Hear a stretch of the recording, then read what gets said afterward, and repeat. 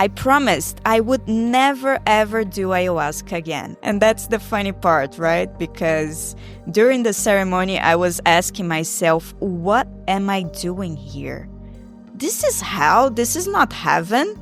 It's funny today, but at the moment, it wasn't funny at all. And I was asking, what am I doing here? Why did I put myself in this situation? I don't deserve this. But after the ceremony, it became so clear to me, so clear. What was that calling all about? Why was ayahuasca calling me at that moment in my life? Hello, beautiful souls, and welcome to the James Xander Trip, your number one podcast for all things shroomy, psychedelic, spiritual, cosmic, soul-expanding, DMT-activating, 5D ascension guaranteed. Tonight, we have the fabulous Natalia Walter joining us to talk about all things ayahuasca. Ayahuasca is a traditional psychoactive brew originating from the Amazon. It's been used for centuries by indigenous tribes for spiritual, medicinal, and religious purposes. Natalia Walter, welcome to the podcast. Thank you so much, James. It's such a pleasure to be here. It's an honor to have you on the pod. Can you introduce yourself and tell the listeners who you are and what your work is all about? Yes, of course. I'm Natalia. I'm here from Brazil, currently living in São Paulo. And I'm a spiritual leader here in Brazil. So I host ceremonies with ayahuasca and other plant medicines.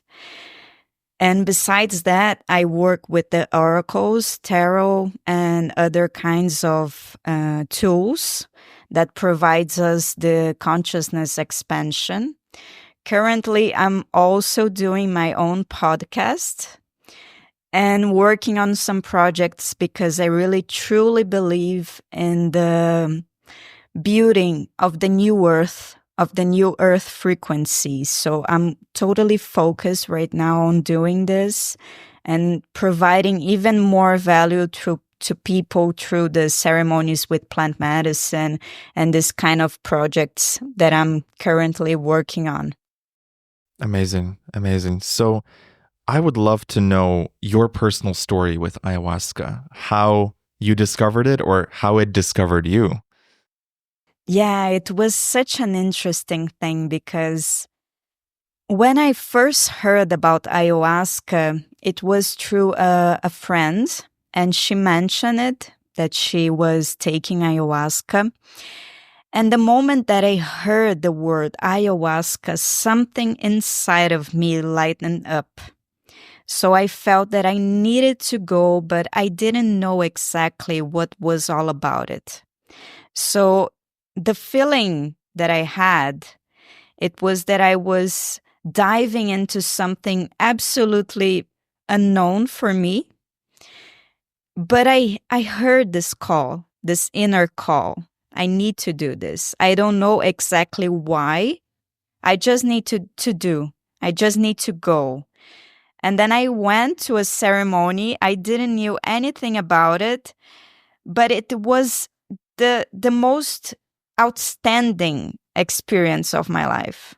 Outstanding, extraordinary, extremely hard, extremely challenging. But it was exactly what I needed at that moment in my life. So yeah, ayahuasca found me. I can absolutely feel it when she called, when she guided me to this ceremony. The way you described your first ceremony is exactly how I would describe mine. The first time, extremely challenging, but absolutely extraordinary and life-changing. And this podcast wouldn't exist without that ceremony. Tell me about that first ceremony. What did you experience? What were you challenged by? And what was the ripple effect of that first ceremony for you? Okay, so I went to a really, really, really dark place inside of me. Really dark. And I didn't know at the time that I was so lost in my life. I really was. So I was living a life without a purpose. The feeling that I was just, moving around. I don't know what I'm doing here. I'm just, experiencing things, but without meaning, without purpose. And so ayahuasca took me on this journey to reveal some parts of myself that I had forgotten.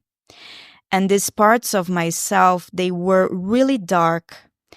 And at that moment, I wasn't willing to accept that those parts of me. And so I was invited by ayahuasca to see those parts of myself, to really contact them and accept that I'm light, yes, but I'm also shadows. And in that moment of my life, I was really engaging with my shadow side, but I didn't knew I was engaging on it, I was just moving around life without a purpose, without a meaning. So when ayahuasca presented that shadow side of myself, I was terrified. I wasn't willing to accept. I wasn't willing to, see that as a part of me. And it was really challenging to go beyond the shadow to find my light again, to really connect with my light and to see that even in the darkest of times, there is always a light available for us. And it's not an outside light, it's within. So I went through this really challenging experience, a lot of physical symptoms, discomforts, a lot of things to reach out to my inner light again, actually to ascend through that darkness. And after that, I promised I would never ever do ayahuasca again. And that's the funny part, right? Because during the ceremony, I was asking myself, what am I doing here? This is hell. This is not heaven. And it's funny today, but at the moment, it wasn't funny at all. And I was asking, what am I doing here? Why did I put myself in this situation? I don't deserve this. But after the ceremony, it became so clear to me, so clear, what was that calling all about? Why was ayahuasca calling me at that moment in my life?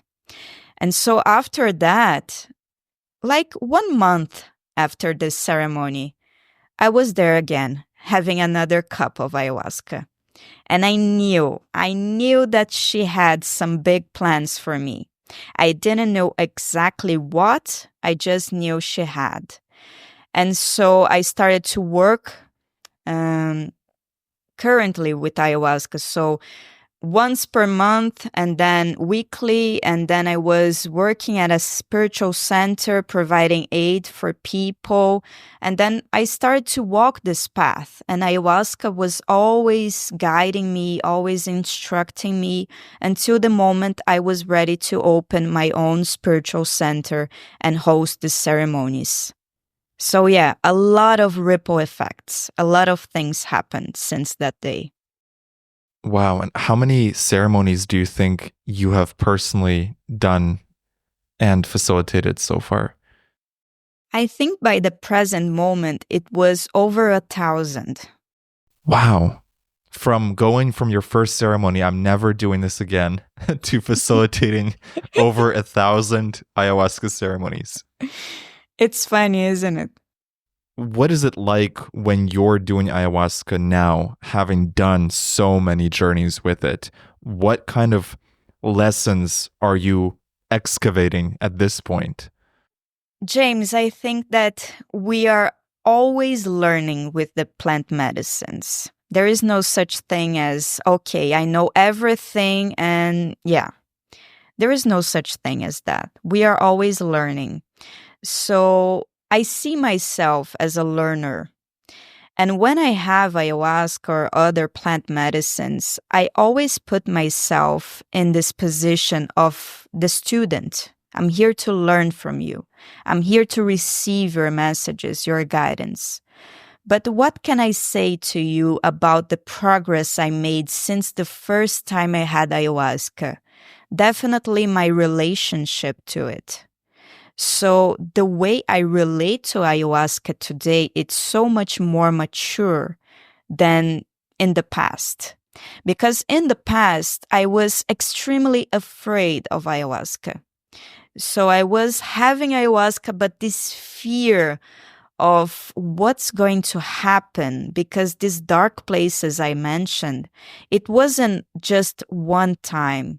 I had a lot of experience with this dark side of myself. So until I reach a point when I could totally surrender to the medicine, it was a journey of trust, a journey of surrender. And I surrender to the medicine, but the medicine is just a symbol of life. I'm surrendering myself to life. So she taught me how to surrender, how to trust. So today, it doesn't matter really if I'm going to the darkest place inside of myself or if I'm reaching the heaven on earth. It doesn't matter. I surrender because I trust her. And the way I relate to her in this trusting, it allows me to relax.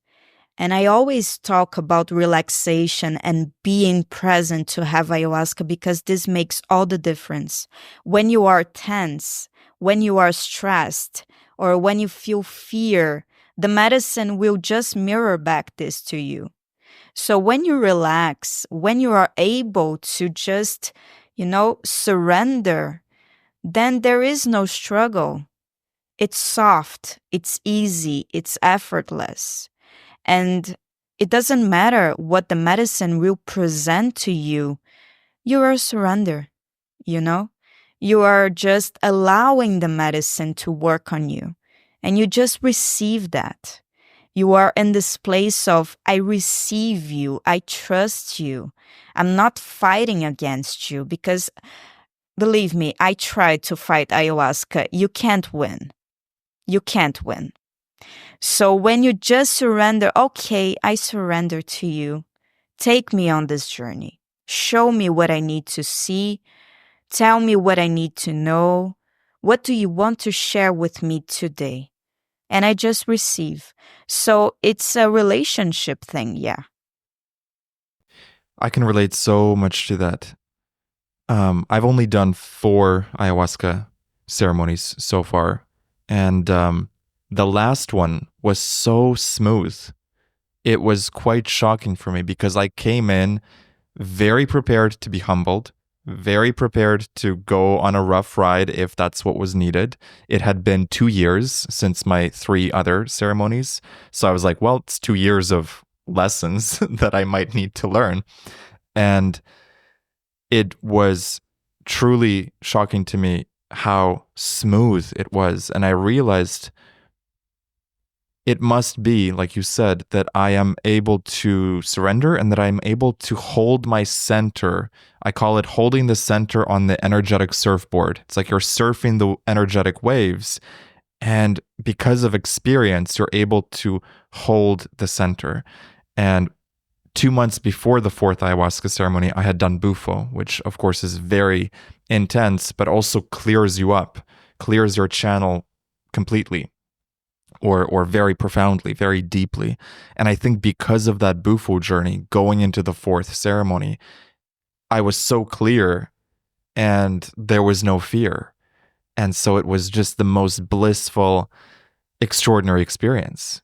And what you said about the relationship, I remember the second time that I went back to ayahuasca, I was more scared than the first time because now I knew how freaking intense it could be. And it was also 2 or 3 weeks after my first one. And I was so scared that I was coming back too soon. I checked in with my intuition. I felt, I'm there to learn. I come with respect. But still, 3 weeks is very soon. And within the first 30 minutes of that second ceremony, I felt welcomed back, like welcome back to the classroom. And I was like, oh, excellent. I have a relationship with this medicine now. It's not there to punish me. I come with respect. I'm there to learn, and it greets me with respect, and it greets me as a teacher, as a mentor. And so I so resonate with everything you've said. And I'm curious, at this point, do you find your journeys are mostly smooth, or do you sometimes get surprised, like, wow, actually, this is bringing me back to a very dark place again? How can you typically tell at this moment or at this point in your life how smooth or humbling a journey will be? Okay, so check this out. I was going through a phase in my life with a lot of stress, with a lot of tension, with a lot of fear. I was really engaging on discovering these other sides of myself and these other parts of my life. And ayahuasca have been helping me a lot with that. And I can absolutely affirm here to you that I've been going through some tough moments, really tough moments. And during this process, a part of me said, what's going to happen if we take ayahuasca under such a pressure, under such tension, with so many fears coming up? And ayahuasca, she really, really embraced me in such a loving way, in such a motherly way, you know? She took care of me. And of course, she was presenting all of those fears, all of those stressful things and the tension. She was showing me. I was very aware of the situation. But she wasn't punishing me, as you said, as you shared. Because I was afraid at the beginning of my journey with ayahuasca, I was afraid of being punished. And this was a belief not just in ayahuasca, but in God or the universe, you know, who punishes people. Today I see that the only person that can truly punishes us is ourselves. There is no such thing as God punishing you, you know? So I was in this very tough moment, and ayahuasca was taking such good care of me, showing me what I needed to see. And this is because I trust her. So I put myself in this humble position. I'm here to learn. I'm here to receive your guidance, your assistance, your help. I really want to hear from you, ayahuasca, because I trust you. And so she take me to this journey through life in such an easy flow, graceful flow. So even in the times when I get to experience the most, you know, intense fear, tension, stress, ayahuasca, it's always there to help me. And that's the most beautiful part of it. She is definitely my best friend, my best therapist, the one who is always there to, you know, inspire me, help me, guide me, heal me, bring me back to my center, to my balance. So yeah, I am absolutely fascinated about it, as you can all see already. Because yeah, she really takes such a good care of us when you allow it. When you give her space to do this, you know? And she does. She delivers to you. But you need to learn how to accept her love. You need to learn how to receive, how to be cared. You cannot be in control. She is the one who is taking care of you right now. You don't have to do absolutely anything. And I can totally relate this to the way that we relate to life or to the universe. We always want to have control over the situation, understand every single step of it. And it's the same thing with ayahuasca. Release the control. Just allow yourself to be guided. Let her take care of you. Let the universe take care of you. Trust. Trust the process, you know? Absolutely. I've talked about this in my podcast before, but the essential touchstones of a psychedelic trip for me are surrender, trust, curiosity, and I'm forgetting the last one. But the trust piece is so essential. You know, it's how much do you trust life to hold you, to be there for you? And the metaphor I sometimes like to use is, for example, when you see a cat, right? And the cat is super cuddly and affectionate and trusts you implicitly. And all you want to do is just cuddle this cat versus a cat that, like, the moment you try to approach it, it already mistrusts you. You're not going to be able to give it food or help it in any way because it just fundamentally doesn't trust you. And I wonder if life is sometimes similar in that way, that when we have this hostile relationship to our hologram, our world, to other people, we are denying the universe an opportunity to bless us, an opportunity to receive the blessings, an opportunity to be taken care of. And sometimes you see like these happy-go-lucky people that are always being taken care of and provided. And the reason is that they are happy-go-lucky. It's not that they're happy-go-lucky because they're being provided. It's their attitude towards life, this trust, this absolute trust that I am being taken care of.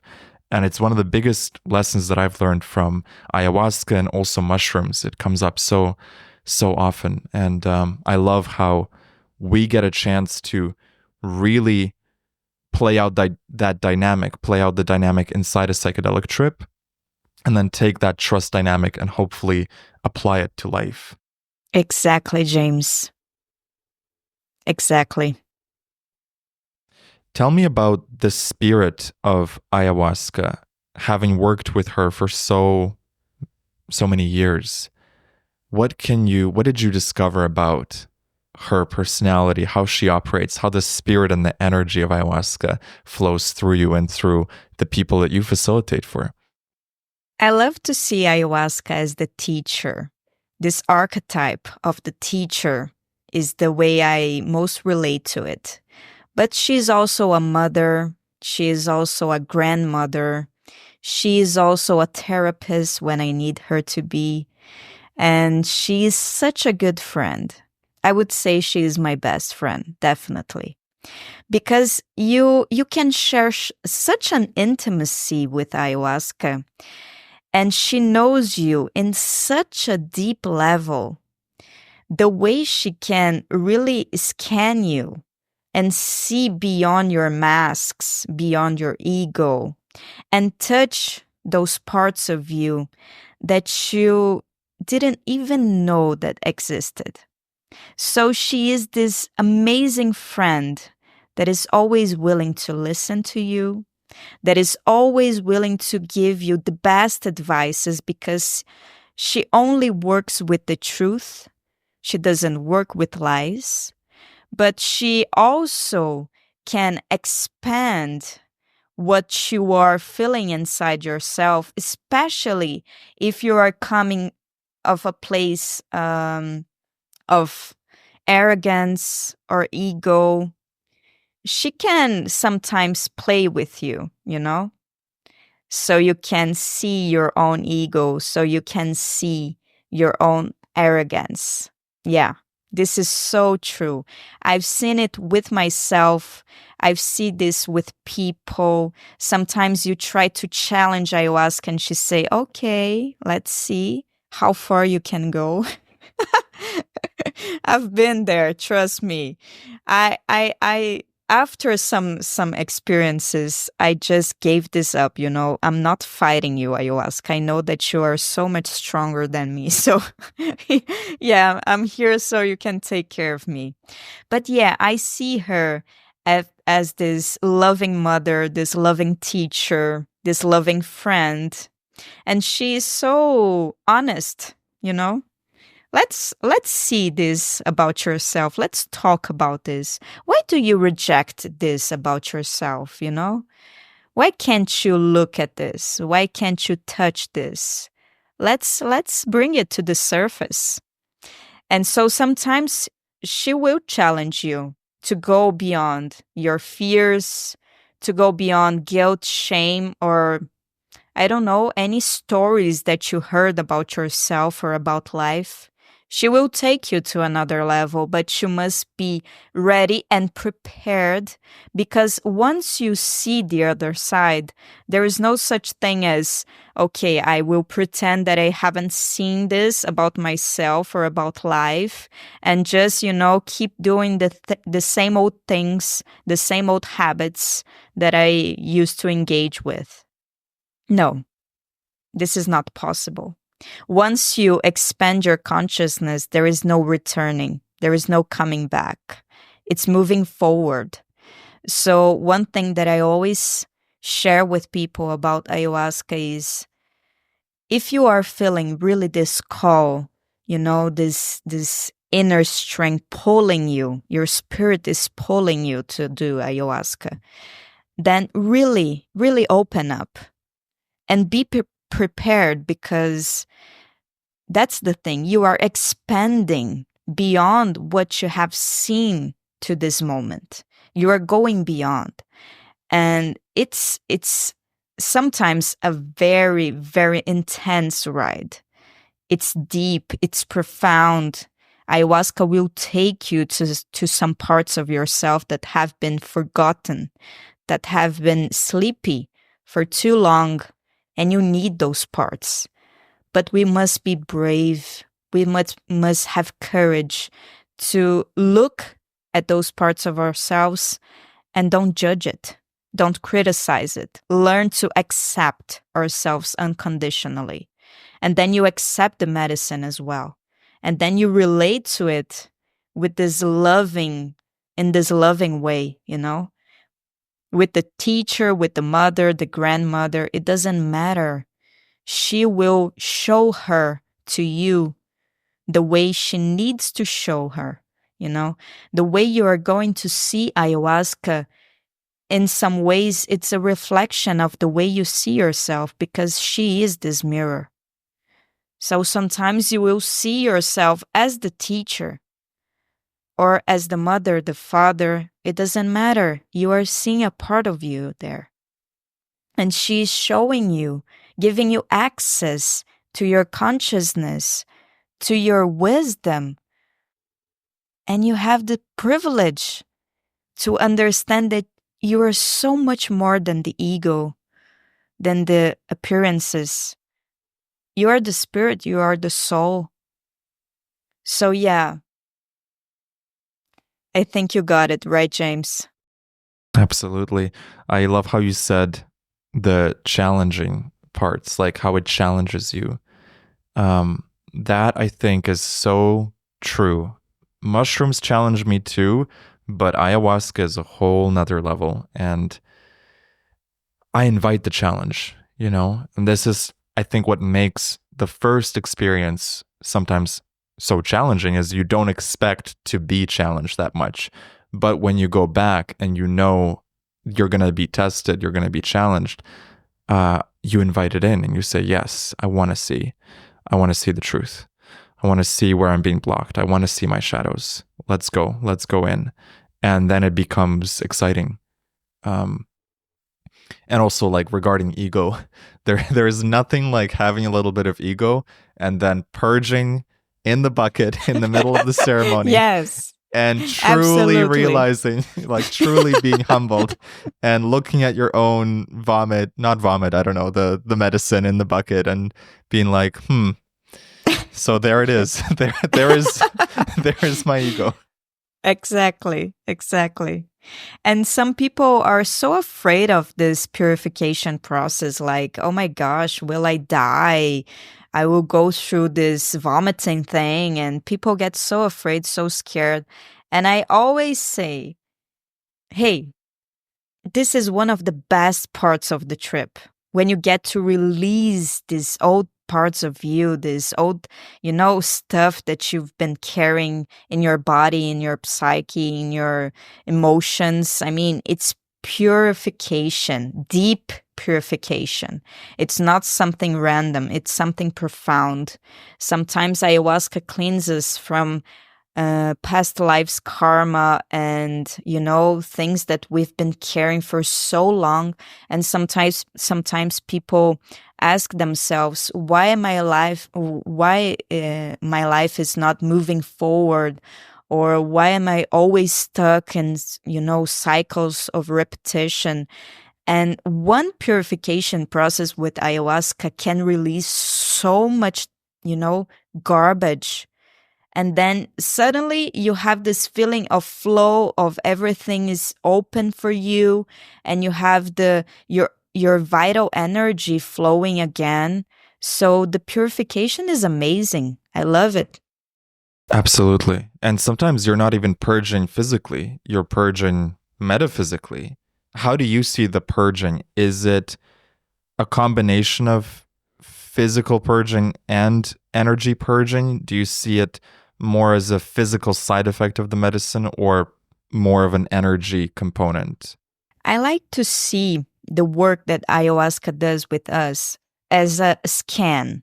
So she starts scanning your body, your emotions, your psyche, your field of energy. And through this scanning, she will identify exactly where the blockages are. So if you have blockages on your physical body, of course, they relate to blockages on your emotional body or in your psyche or in your energy, because everything is related. There is no separation from the physical body to the energetic body. So when she starts this scanning process and identify the blockage, she will give you clarity on it. It's not only the purging thing, but she will give you clarity. What is this blockage all about?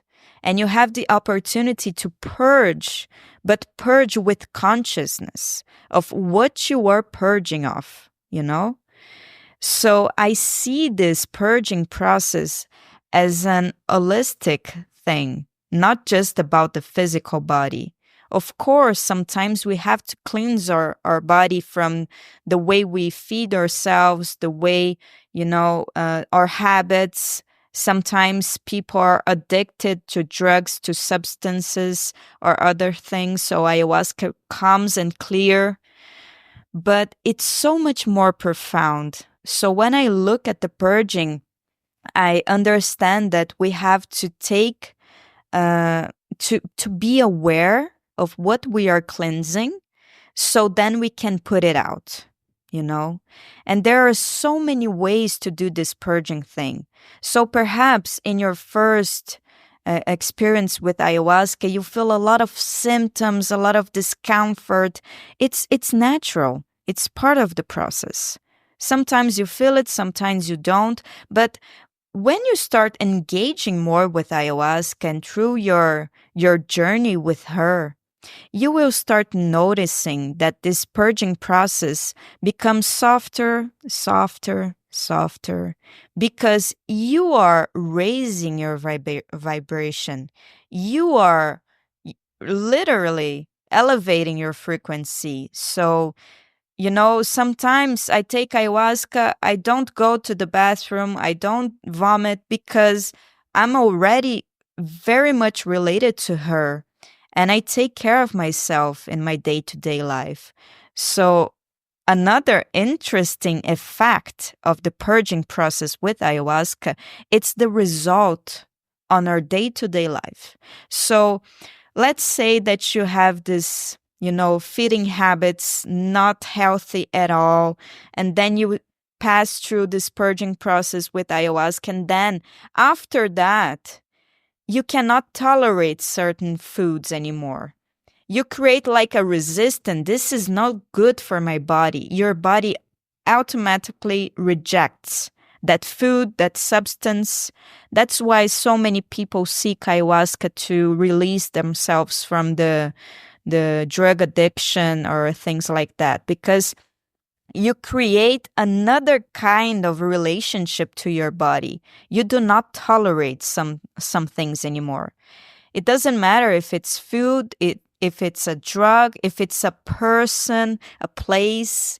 Ayahuasca will give you clarity on how you are intoxifying yourself, how you are poisoning yourself, your body, your energy. So it's not just about put it out. Yeah, you put it out, but you also gain so much clarity, so much consciousness, awareness of what is really good for you, you know? Yeah, I've noticed it in myself. I can't eat junk food anymore. And, even things like, I don't know, chips, like I used to love chips. I can't pick it up anymore. It's just, like you said, the body rejects it or the mind rejects it. The mind says, no, we don't do this anymore. Talk to me a little bit about facilitation. You've facilitated over 1,000 ceremonies for people. What are some of the most common challenges that you see in the people that come to you with in their ceremonies, and how do you help prepare them? How do you guide them? How do you help them in challenging moments?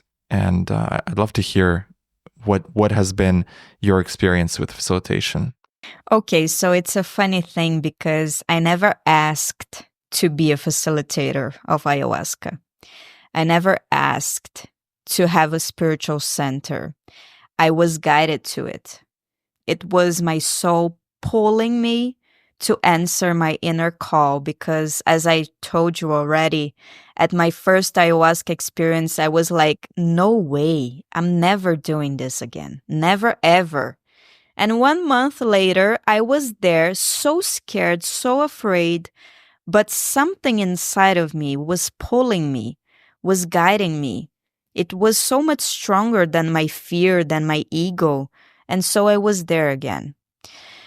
And after I've been through a lot of personal experiences with the medicine, then I received this call to start providing ceremonies for people, me and my husband.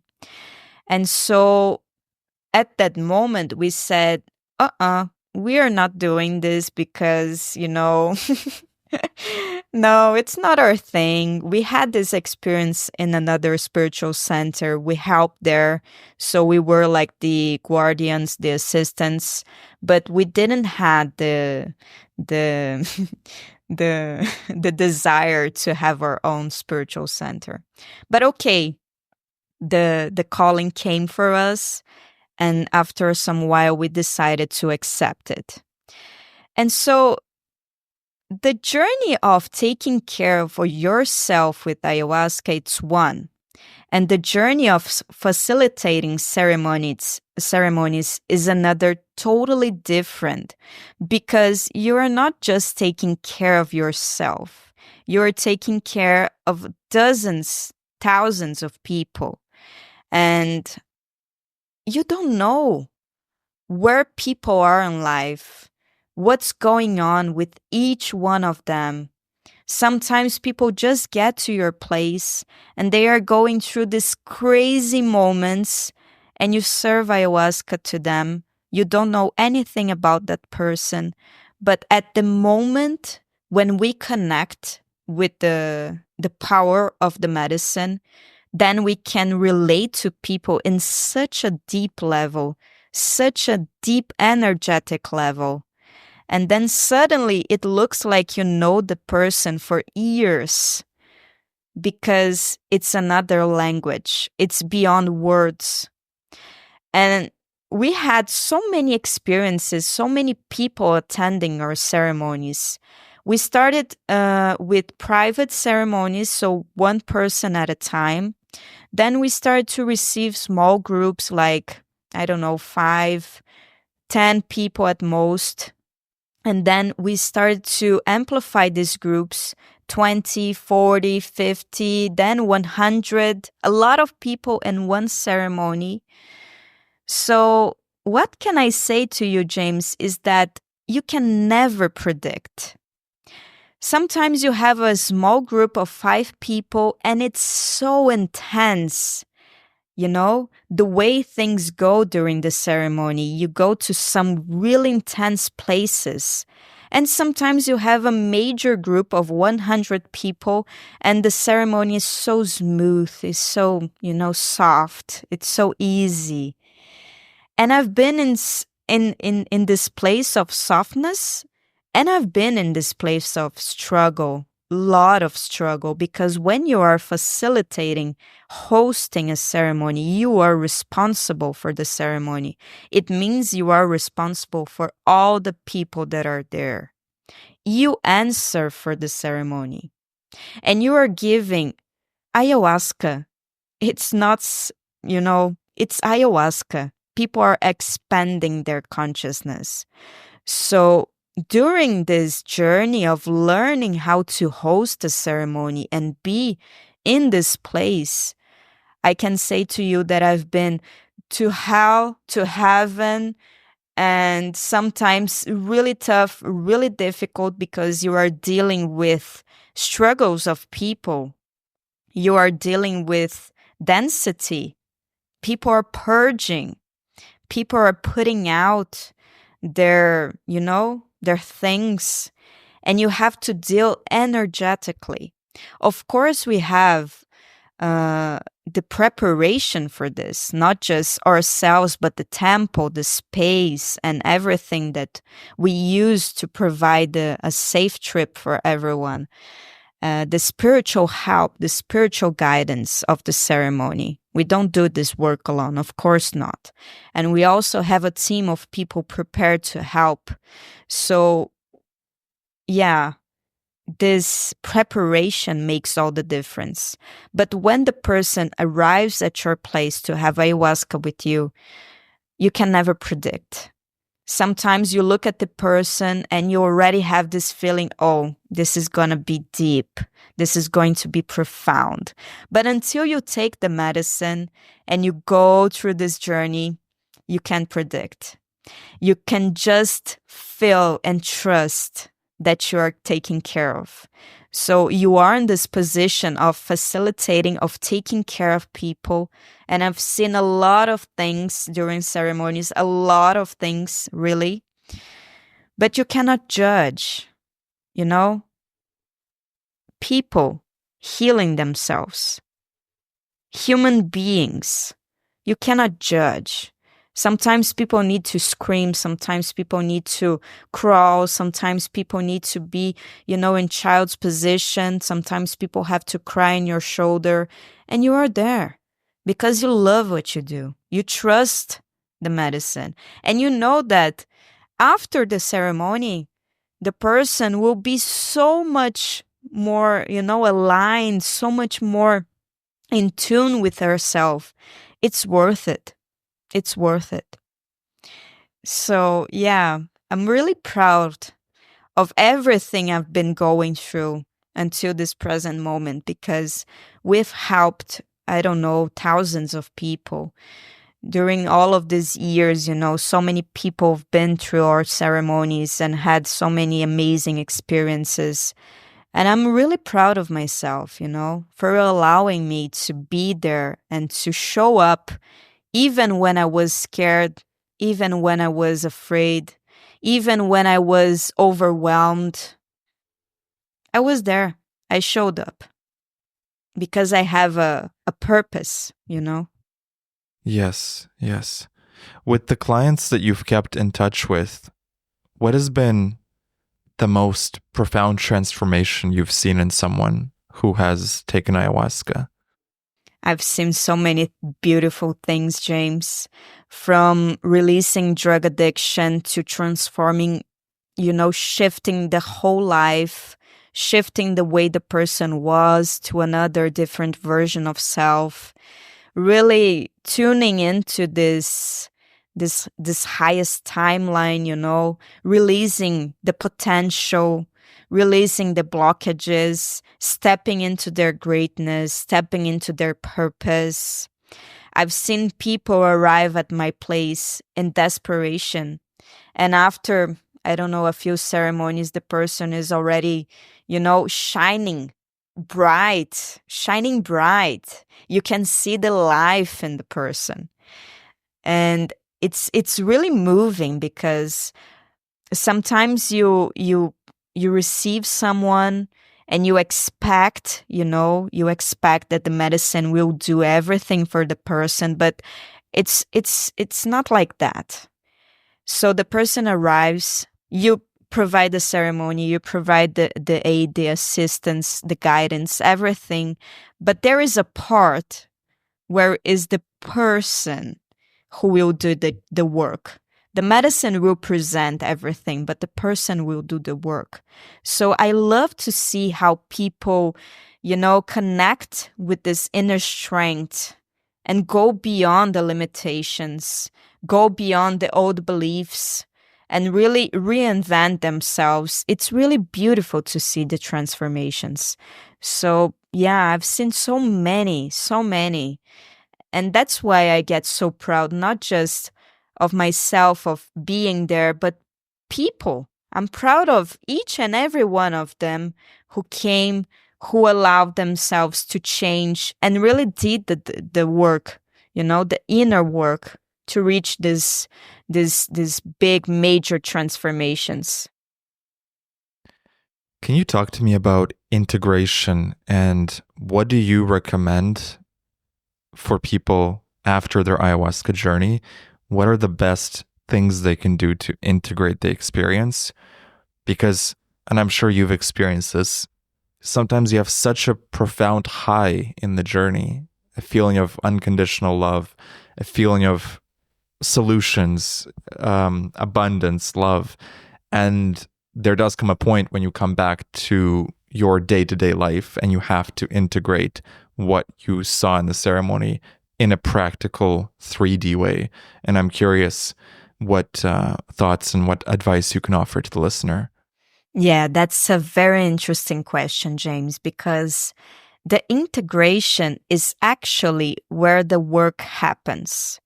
Sometimes we think, okay, I'm attending the ceremony and I'm doing all the work there, but actually, the ceremony, it's like the gift, the moment when you have the privilege to be in connection with the medicine, when you are totally, fully supported by the medicine, you have your consciousness expansion, so you are much more aware, much more intuitive. Okay, so it's the gift. After that, you need to understand what tools can you use to sustain your frequency, because ayahuasca will raise your vibration, will put you on a different frequency, but the work is to sustain this and perhaps even transcend the frequency. So each and every one of us will identify the certain tools that we can use on our day-to-day lives to do this. I love to meditate. Every single day I meditate because I get out of this ego place to connect with the spiritual realms. So to me, it's such a beautiful practice. I love it. Every time I wake up, go to meditation. Before I go to sleep, meditation, practicing awareness throughout the day. But sometimes you need something more specific. Sometimes you need to journal about your experiences. Sometimes you need to talk about it. So that's the importance to have someone to listen to you, to guide you, assist you, especially the one who is facilitating the ceremony for you, because this person can answer you questions. This person is in the same frequency as you. So it's important to have this relationship, this openness. And practices that really helps us to sustain the frequency is to look after our habits, the places that we are visiting, the people we are interacting with, the foods we are putting into our body, the movies that we are watching, the podcasts that we are listening, so you really need to be aware of what lowers your frequency, the energy vampires of life, and what raises your frequency. And this is so much personal, every single one of us will have this call, this pull to do some practices, and that will help them sustain their frequency. Some people go to nature, some people go to, I don't know, do some trips, visit other places. It doesn't matter what tool you will use it. The most important thing is to really be aware of what not to do, what really lowers your frequency. And this becomes so clear after you take ayahuasca, that thing that we were talking about, Wow, yes. The most important thing is what not to do. So true. So true. It's so much, it's not about adding more. It's about removing. It's about removing the blocks, the toxicity, the negative people and places, the bad habits. And once you clean the windows of the soul, the light pours in naturally. You don't have to do anything. Yeah. The most important thing is what not to do. I love it. So, Natalia, tell me, what are some of the biggest lessons that ayahuasca has taught you this year or just in general, if you'd like to share any lessons? There are so many lessons, but I will share one of them that has been going through my mind these days. And it's about letting go, releasing control, really tuning into this flow state. Because, when we are in the power of the medicine, when we are under effect of the medicine, you get this flow state. It's so delicious. It's so amazing. When you are absolutely connected, when you have this certainty, when you have this clarity, and you just get to flow. No resistance, no attachment. You are just flowing through life. And this is one of my favorite teachings of ayahuasca.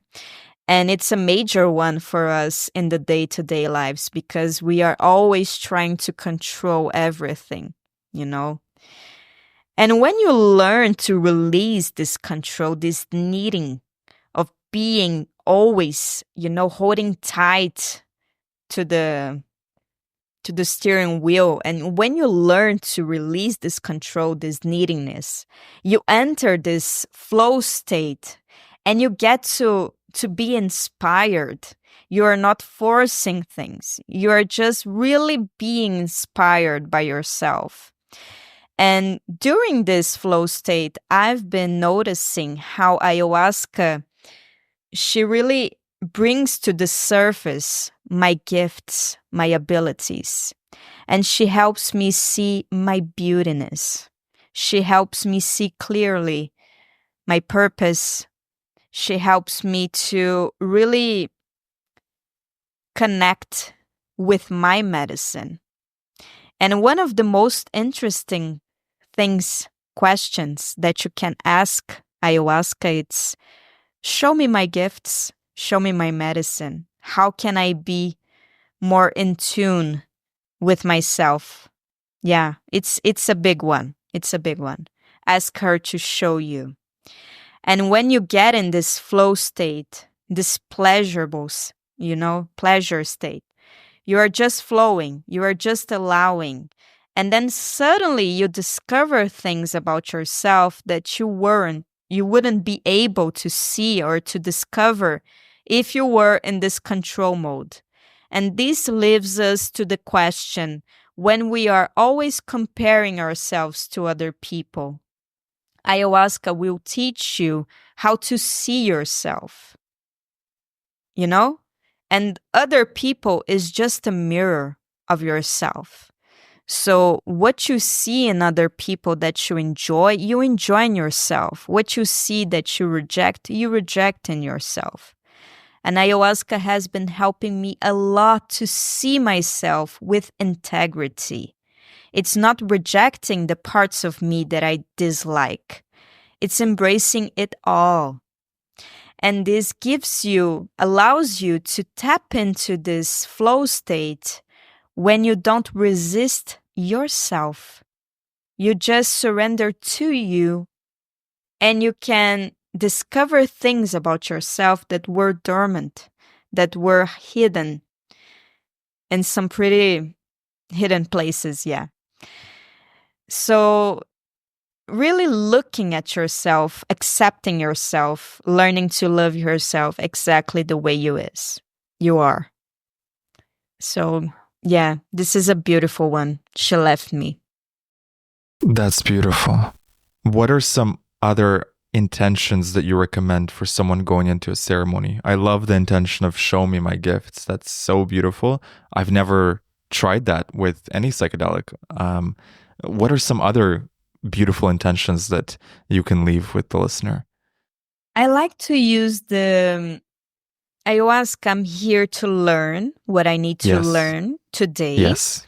So always put yourself in the student's position. Don't try to be the teacher with ayahuasca because it doesn't work. You are there to listen to her and Absolutely. not to tell her what to do. So I love to just open up myself and let her guide me. So show me my gifts. It's a great one. You can use what do I need to know right now? What do I need to see right now that is preventing me to reaching my full potential? Or what is blocking my experience of miracles, of pleasure, of ease? Show me the blockages. Show me what to do with the blockages. Teach me how to go beyond the darkness, how to go beyond the ego, you know? So you can really tune into your heart and feel what is the need of your heart in this moment. And then you can set this intention with ayahuasca through a question. I love the questions. Ayahuasca, what is my greatest gift? What can you show me about my gifts? You know? And really tuning into your intuition. Sometimes you need just to clean, to purge. Sometimes you feel like you are out of alignment with your own energy, with your own field. So realigning yourself, coming back to your center, reclaiming your power, reclaiming your ability, your potential that you left out in some place in the world, you know, reaching out, reclaiming, bringing back your energy, your power. So yeah, just tuning in, checking with your intuition, what is important for you right now. And then you set the intention with ayahuasca and release. Let her guide you. Don't step in the way, you know?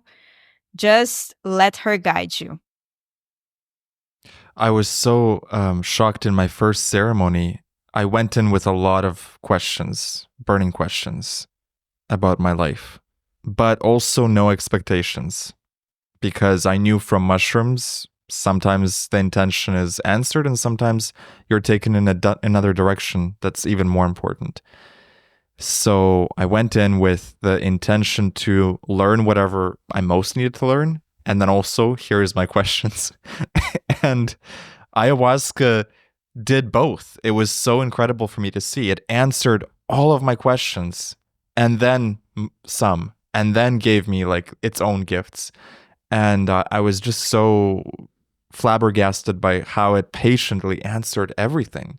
For people that go into ayahuasca, and I've heard of it, maybe one or two people like this, they don't have an experience or they don't feel the power of ayahuasca. They take it and nothing happens, or they take it and they don't receive what they were hoping to receive. Have you seen this in your ceremonies, and how do you explain that? And what do you recommend for someone who has maybe gone to a ceremony before and not had the experience they were seeking? This is absolutely normal. This happens a lot, actually. So there are a few things that we must understand about this process of being ignored by ayahuasca. It's not that you are being ignored. Ayahuasca always knows exactly what she's doing. So if you took the medicine and you didn't have access to this major power, this effect of ayahuasca, it doesn't matter actually because she is working with you. Perhaps in your subconscious. Perhaps you are not ready yet to access some things in your conscious mind. So ayahuasca need to do a little work before that in your subconscious. I've seen that a lot. So people get angry, they get frustrated, they get, why is this not working for me? I want to feel, I want to see. And I go to the person and I said, hey, perhaps you are already feeling the effects.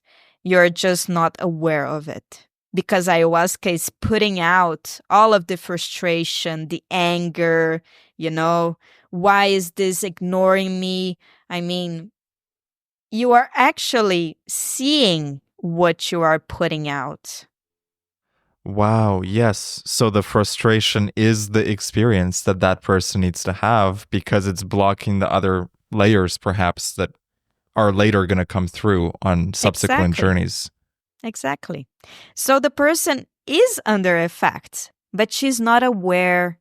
She's hoping to see things, people talk a lot about the mirages, the visions with ayahuasca, but actually what you need right now is to release this tension, is to put this anger out, this frustration, Sometimes people go to this how can I say, they get really in touch with their inner child, and they get so angry. And I'm seeing the child there. So ayahuasca took you to the connection with the child or with the wounded parent, and you are releasing that. You are so angry. Why isn't it working? So it's actually working, but you're not really aware of it. But sometimes what can happen as well is that you have a lot of blockages, subconscious blockages that need to be cleansed, purged before you get access to higher states of consciousness with ayahuasca. So I've seen this as well. People need to purge before the ceremony, do this preparation thing properly.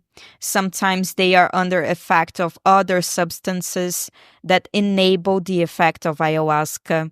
And then you have to, drop the substances and then have ayahuasca in a clean state because she doesn't like to be interacting with some kinds of substances, And yeah, it's important to prepare yourself, prepare your body, your mind, your spirit. And sometimes also people get so anxious about what's going to happen and they are so tense, like they are preparing to a fight against ayahuasca. Hey, relax. You're not fighting against ayahuasca. Drop the shields, open up. Because if you are, too tense, like ready for a fight, ayahuasca will just look at you and say, okay, I'm not doing this. You are so rigid, so tense. I'll just wait for you to, release your shields and then perhaps I come in. Does that make sense? Totally makes sense. Wow. Yeah. Yeah, I think that's going to help a lot of people who have had that experience and maybe who even haven't, but they will drop the shields now because they heard that. And there is another thing, very important, an easy one. Sometimes you are with ayahuasca in your body already, not feeling anything. Just ask her, ayahuasca, I want to feel you. I really want to connect with you. Ask her. It's alive inside of you. It's a spirit, You can talk to her. You can ask her. So, yeah, go there and ask. Ayahuasca, I want to feel you. But you cannot ask from a place of ego or mind. It has to come from a place of heart, of truth, you know? So, tune into your heart, tune into your being beyond the ego.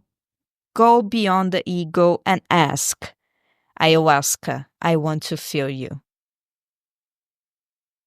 And it happens. I've seen that.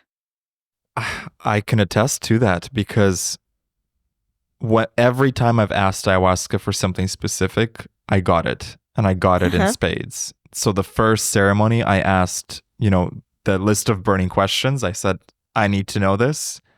And also I one should not do this perhaps on the first one, but I did say I want a powerful experience. Wow. And I got a powerful experience. Oh my gosh. I don't have the courage to ask that, James. I wanted a change. I was going there for a powerful experience. I asked for it. I got it. And it was a very emotional journey, that first one. Not so much visual, not even as visual as some of my mushroom journeys. So the second time I said, I want visuals. Make it visual. Not from a place of ego, but just as an intention. Like, I'd love to, like, show me what you got. I'd love to see some visuals.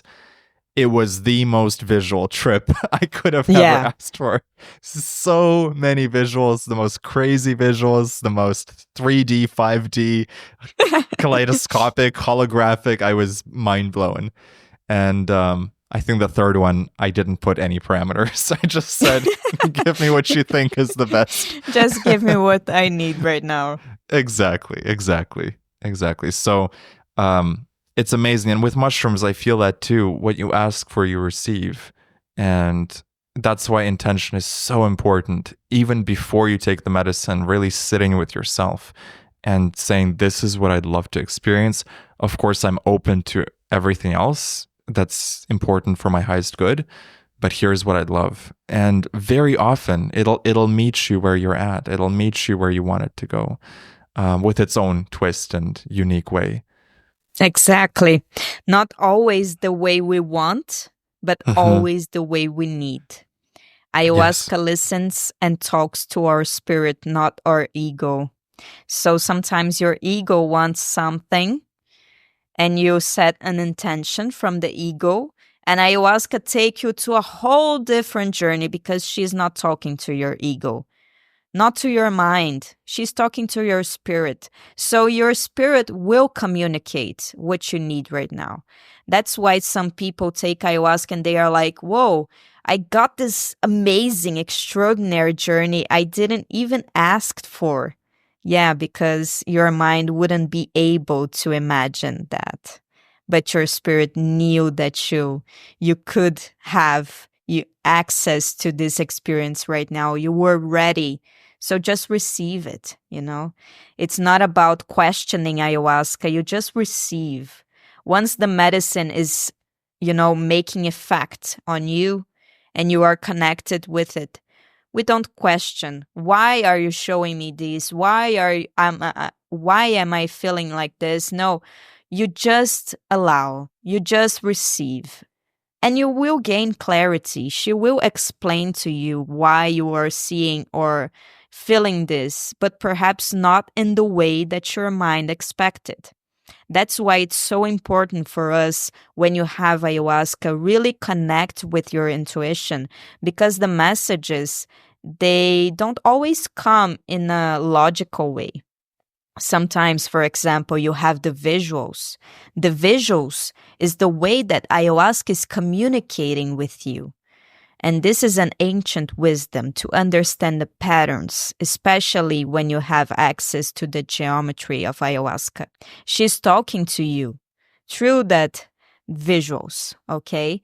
So you are seeing a lot of things because the visuals, they cause an effect on your being. You start to feel things. And so we cannot try to understand this with our logical mind. It doesn't make sense. But when you tune into your heart and when you are in tune with your intuition, then you see the visuals and you understand everything. Perhaps you cannot explain it through words, but your spirit gets it, you know? Yes. Has there ever been a time, either in your journeys or in your clients' journeys, where you couldn't figure out the meaning of a visual or a message? And after the ceremony was done, you're like, I don't know why I was shown that, or I don't know why that thing came up. Has that ever happened? And how do you resolve that open loop? There is the divine timing for things, right? So sometimes you get access to something during a ceremony, but the understanding of that experience, it's not for that moment. You need it to pass through the experience, but the way you will understand, it requires time. It requires to you go deep into your meditations, into your, you know, self-awareness. So sometimes, yeah, it takes time, sometimes years. I've seen a person, a woman, she came to me like 6 years ago, and she had this major experience with ayahuasca. It was really shocking for her, really shocking. She was perhaps even traumatized. She didn't ever wanted to come back.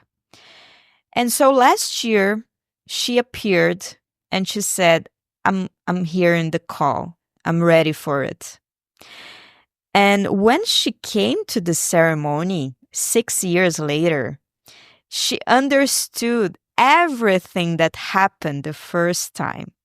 Wow. But she needed 6 years to understand, to digest the experience, to mature, to get mature enough to understand what ayahuasca was showing her that first time. So it's not a linear process. Sometimes you just get it, everything from that ceremony, and sometimes you will need time. Your ego will need time to process, to digest, because not always it will be pleasant for your mind or ego. And that's why it's so important to have this guidance, to have this assistance. But mostly, give it time, relax, don't force it, because when it needs to get to you, it will. When the understanding needs to get to you, it will. Just relax. Allow the process to be how it needs to be. And when you don't force it, when you just allow it, then it becomes so much more easy, to understand, because you are not in this place of ego. You are in this place of spirit. And then you have clarity, you have wisdom. So yeah, I've seen that. Wow, beautiful answer. And would you say that sometimes you just have to be patient, Yes, exactly. And would you say it's accurate to say that if one wanted to accelerate that process, that if they intended to see more truth about that situation and they asked the universe, I'm ready to see more truth, I'm ready to put my ego down, I want to process that, they will invite the right experience, the right people, mentors, guardians, and other psychedelic experience perhaps that will continue to show them layers because their intention is, yes, I want to see the truth. Mm-hmm. Yeah. What can I say to you about this is there is a difference between what you intend through your mind and what you actually feel. So perhaps you are saying, okay, ayahuasca, I want to release, detach from my ego, from my logical mind, but you are not actually feeling this. You're not actually prepared for this. So, of course, you can intend, but you must assure that this intention is connected to the feeling that you're putting into. It's not just words, empty words. No, it's words with meaning. You are ready. You feel it. I am ready. I am, certain about this. And you can feel in your body. So, yeah, of course, when you are in this place of intention with integrity, with truth, with feeling, of course, the teacher will appear. Of course, the door will open. Of course, the answer will arrive. But yeah, we just need to have this patience to set an intention and wait. You did it, okay? So just wait. Let it come to you. Don't force it. Just let it come. Release the anxiety to know everything. Perhaps what you need to know right now is just this tiny piece of the major puzzle of your life. So have this patience and know how to wait for the timing is perfect. But really assuring yourself that you are not setting intentions from this place of, oh, I want to know, but I'm not actually feeling, that I want to know, that I'm ready to know. Absolutely. Yeah, it's got to be a true desire. I know you're fascinated by the mysteries of the universe and the mysteries of existence. And I'm curious, what has your experience with ayahuasca or other plant medicines shown you about the true nature of reality? That's a good one, James. I love your questions. Okay, so what can I share about this? It's very interesting because I sense it's like a journey, okay? So you are unblocking different levels of existence, of awareness, and this is not something that happens overnight. Of course, the first experience with ayahuasca will unblock a lot of things for you, but until you reach certain points in your life, you won't be able to unblock other levels because it's a journey. You are walking, you are progressing, you are advancing, you are really evolving. So the things that I accessed in my first experience or when I was beginning my trail with ayahuasca, it was totally different from the connections that I have today. And this is because over the time I was releasing a lot of old beliefs, of old parts of myself that weren't aligned anymore, and really releasing the stories, I heard about existence, about life. And this is an active process as well because you are constantly questioning, why do I accept this as truth? Why do I carry this story with me? Why can't I just release it? And so it's a journey. It has been for me for over these last years, and it continues. So what I access today with ayahuasca, it's because I've done enough inner work to reach higher frequencies, higher levels of awareness. And this is daily. It's not like, okay, ayahuasca, take me to the next level. And, you have to be prepared because after you see some things, you can't unsee them.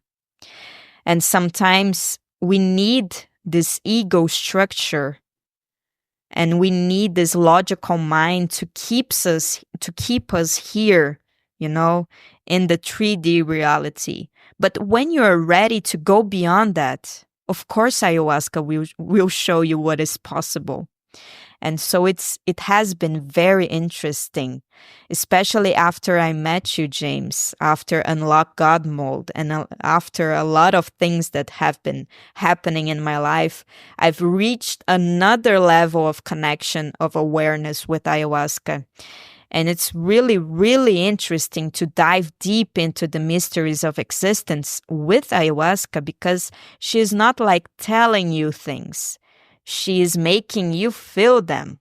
So she's presenting you these mysteries and you are able to feel them in another level.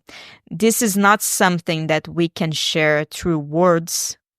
It's not possible. It's something so much profound. When you really get it, when you get what you are doing here, what is this all about, and things start to get much more clear to you, and you see the perfect plan, you can sense this. And ayahuasca helps us to zoom out from our day-to-day routine, from this engaging with life, stressing about life, the 3D reality. Zoom out, and then you can see things from a totally different perspective.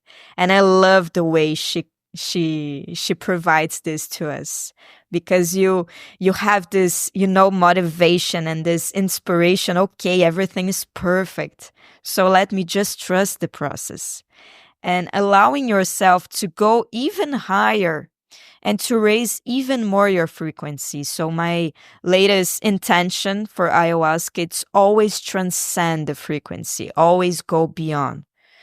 And it has been really, really interesting for me. Beautiful. Thank you for sharing that. You mentioned unlock God mode, and I think it would be fun to ask you, how did we first meet? How did you find my work? And what did you think of unlock God mode? So that's a very interesting thing as well, because just like ayahuasca, I was founded, Unlock God mode found me. And it was amazing how this happened, because I was intending some things in my life. I was really searching for answers, and I was really into this, let's go deeper. How can I go deeper in my connections? How can I go deeper into this, I don't know, this experience of life, right? And then Unlock God Mode found me on Spotify. I wasn't even searching for it. I just intended.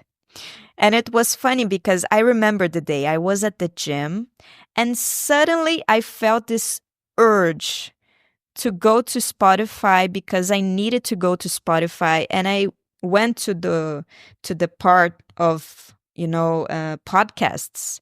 And the first was Unlock God Mode. I said, okay, let me check this out, because it sounds interesting.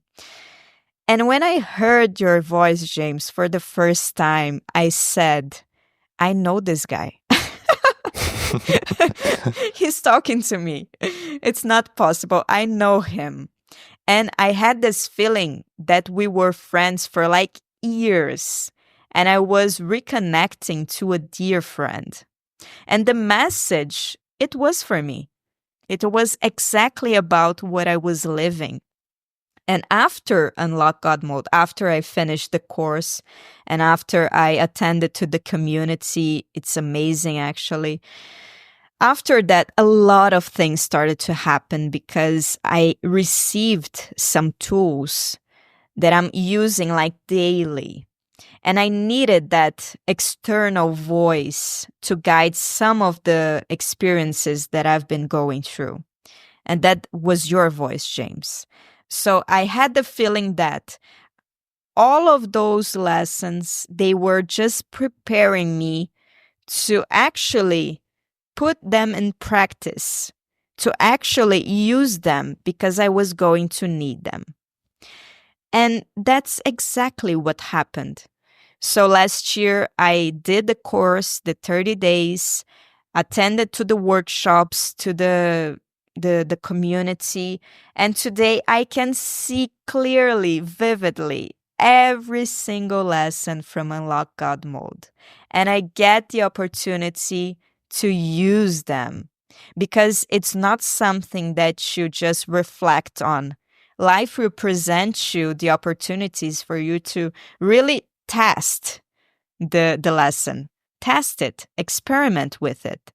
So lessons like the courage, surrender, the misaligned matches, they are amazing lessons, because I use them daily, and they really transformed my life. So I can say to you that I was in a certain level before I met you, and before I met Unlock God Mode. And today oh my gosh, I really went a lot of levels up, because I surrender to the process because I really use those tools daily, practicing, experimenting with it. And I take it seriously. I really trust what you're saying. And I really trust your inner guidance to provide us with such a beautiful content. Because I can feel also it's not coming from a place of ego. It's coming from a place of soul. So yeah, it changed my life. I love Unlock God Mode. It was absolutely necessary for me. I'm so honored by everything you said, and just, yeah, very kind words. Thank you so much. And I love how you said that it's coming not from ego but from soul. That was my intention, to infuse the course with a soul level of insights, and insights that I have personally lived through. I couldn't bear the thought of teaching something that I hadn't lived through. So I made sure that every lesson came from the heart, came from experience, came from the painful lessons and the successful lessons and everything in between. So I'm very, very glad to hear that it touched you in that way, because that was truly my deepest intention for everyone going through it. Absolutely, James. Absolutely. And something really interesting that I would like to share about Unlock God Mode is the following. So you have these lessons, and perhaps you can find them in another place with another teacher. But it's you. It's your frequency. It's your energy. And this is something that I've learned with ayahuasca as well. The beauty of our energy and the love that we put out into the world. So it's the same thing here for me. There are a lot of spiritual centers here in Brazil, but why people choose me? Why people choose to come to my place and have ayahuasca with me? Because it's my frequency, because it's my energy, because it's my medicine, it's my magic. There is no such thing as another Natalia like me in the world. I'm unique, and you are unique. Your course is unique.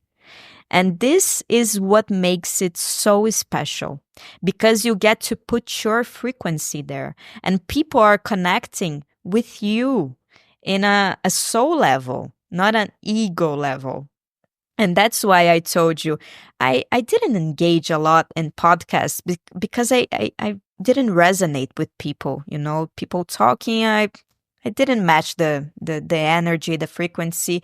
But the first time I listened to one of your pods, I was like, hey, he's talking to me in a soul level. I can sense his energy.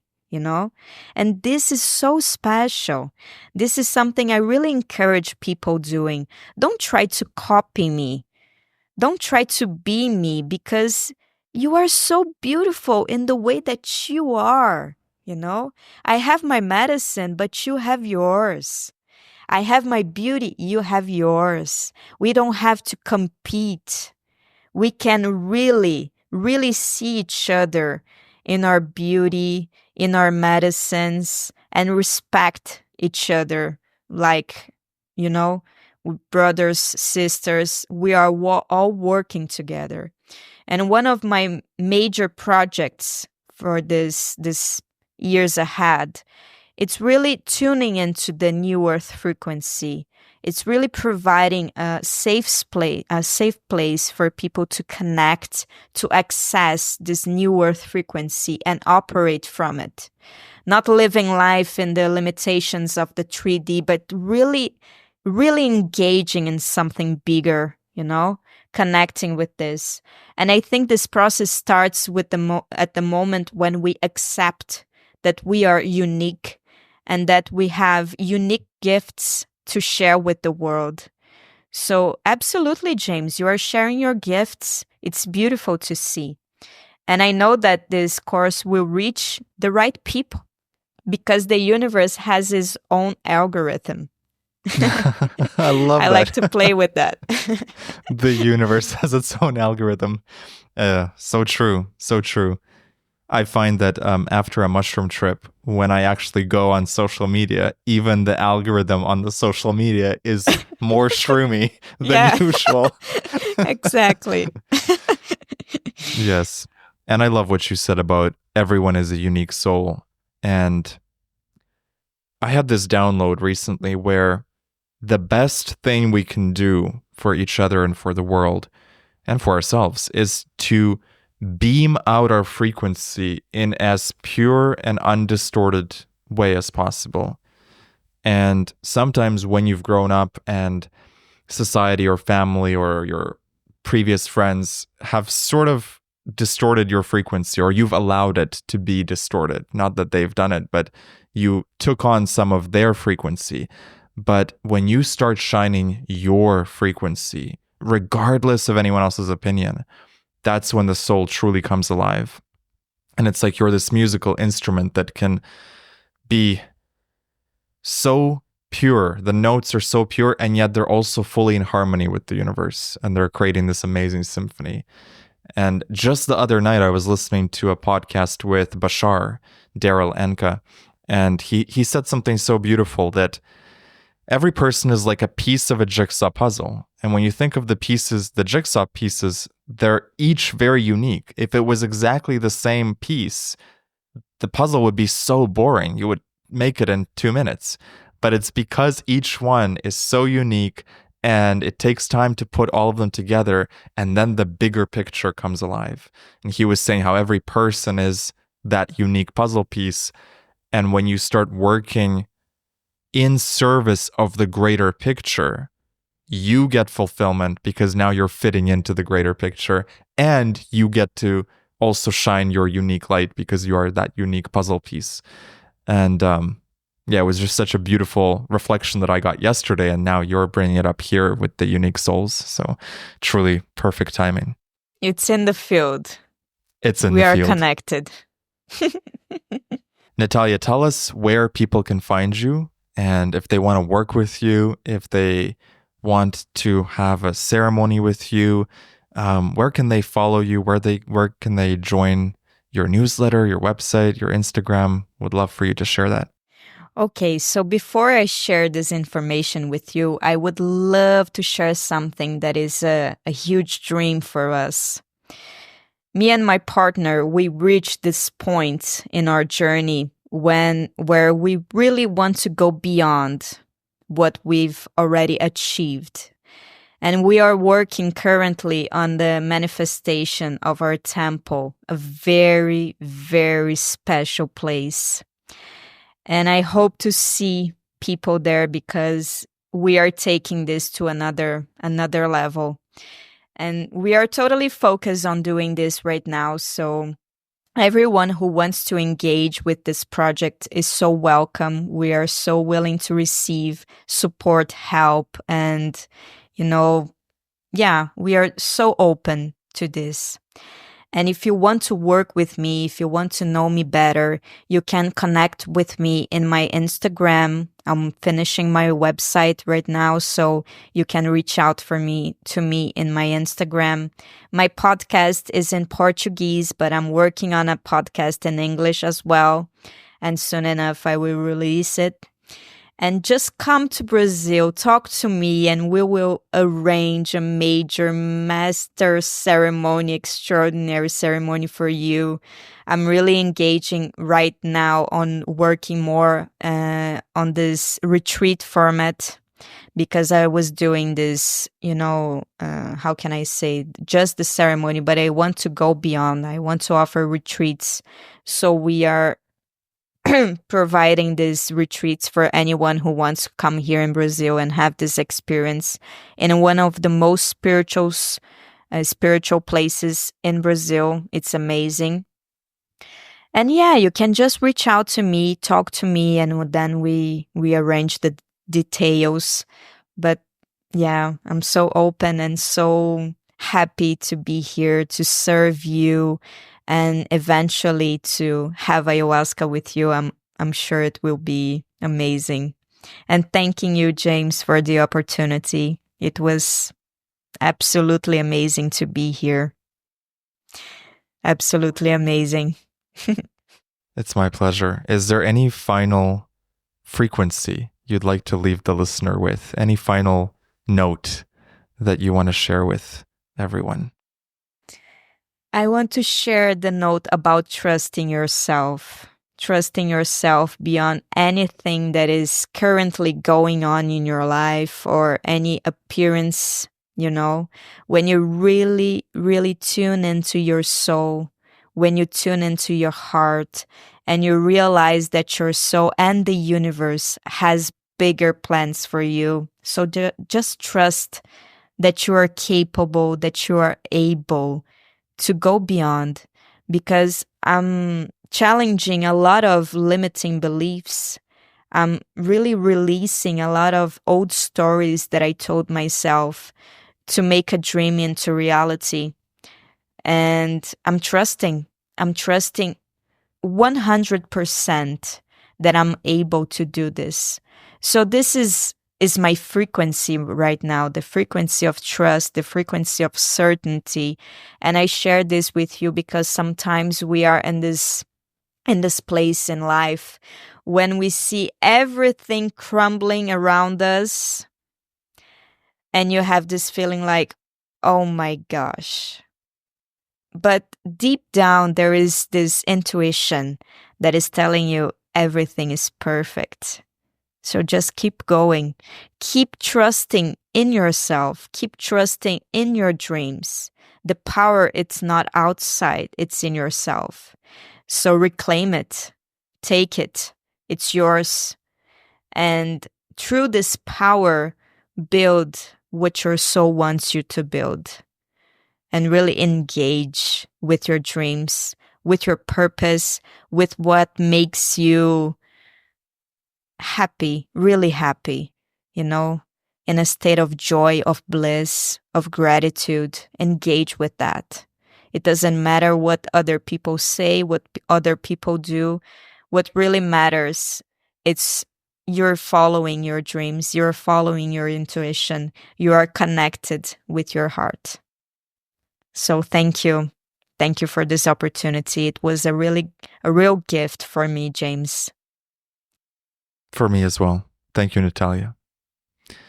You've been listening to the James Xander Trip with Natalia Walter. If you enjoyed this podcast, send a little message to Natalia and let her know what you thought of the episode, or leave us a comment, leave us a review.